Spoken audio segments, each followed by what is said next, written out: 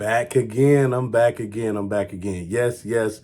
I'm still on credit rebuilding, all of that, and then some. And I still got the raw game, and I'm still giving you the game.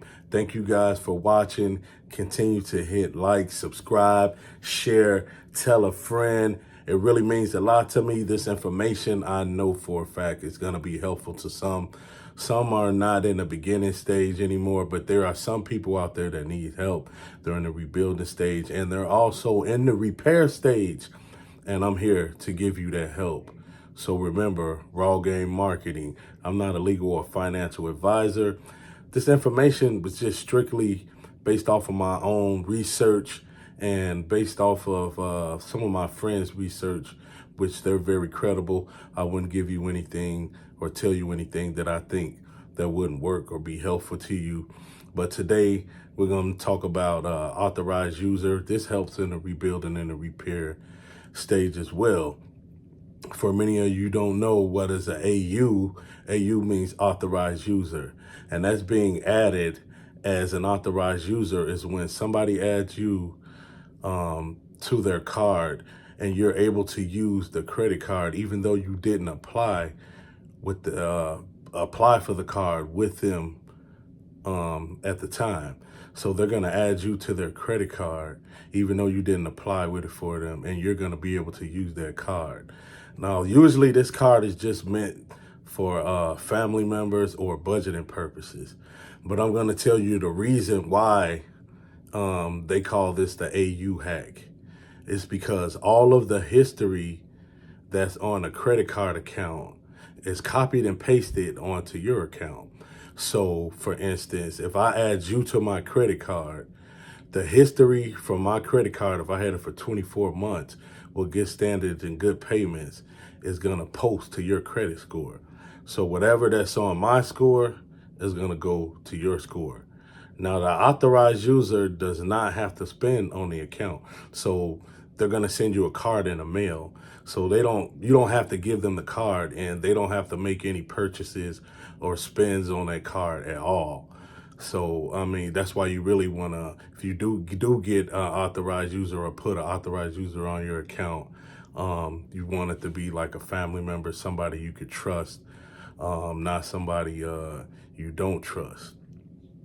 Now, you have no liability on the credit card. The authorized user has no liability on the credit card, which means they're not responsible for anything that happens. Only the primary card holder is responsible. So if I'm the primary card holder, I hold all the responsibility what happens, even if the authorized user used the card and made a payment and messed up something. The primary is responsible for everything. Now, what they're good for is generating a score. Some people got their files or their credit files right blank and they don't have a score. And it's also good for getting a credit score before the age of 18. I know you guys have heard about a lot of parents or a lot of, when their kids are younger, they'll add them to their credit cards so they'll have a score. And then by the time they're responsible enough, 18 or older, hopefully they'll be able to apply for a credit card and they'll already have a credit score, which is great. So it's like you're planning ahead for your children's future or whoever you add to your card.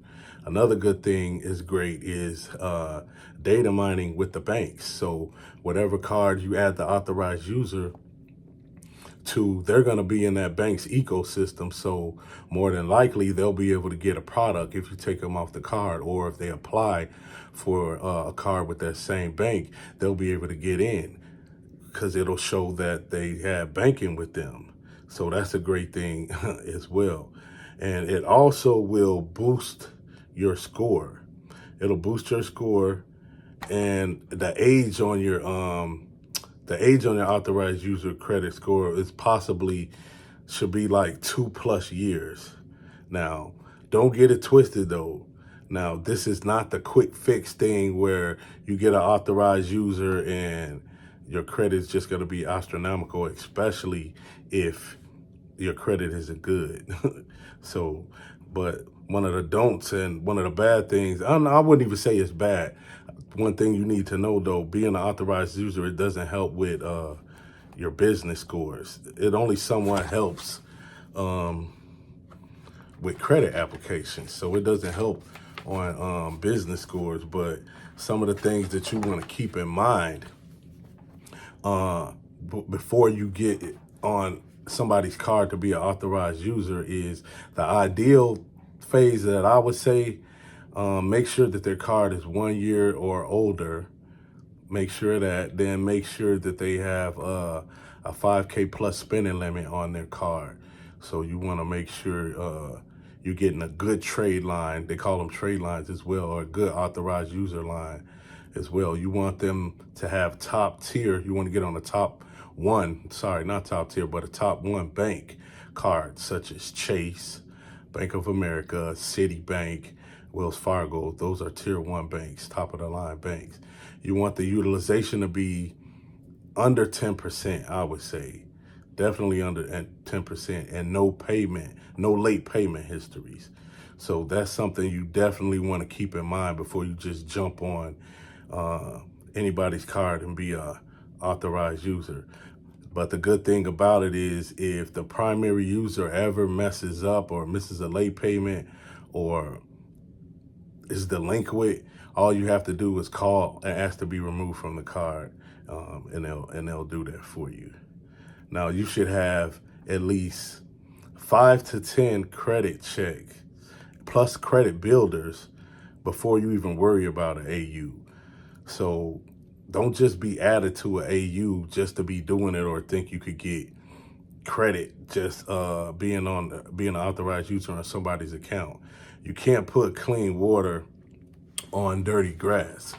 So keep all of these great things in mind before you become an authorized user, because what if somebody has a credit card and they add you to the credit card and they got a missed payment on there, or they've been late for some payments? That's really not going to help you at all. It's really going to hurt you.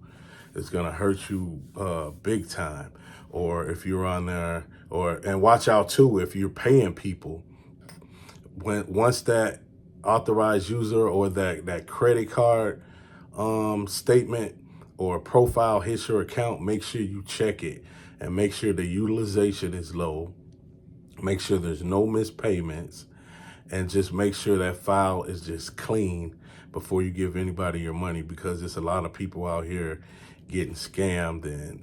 But I would say the greater the history is and the greater amount of the credit card, the better it'll help you and the better it'll boost your score. So keep all these things in mind when you're become an AU. But if you're not ready to, don't do it, because I know a lot of people who became authorized user and it didn't even help them at all. So just keep that in mind, guys.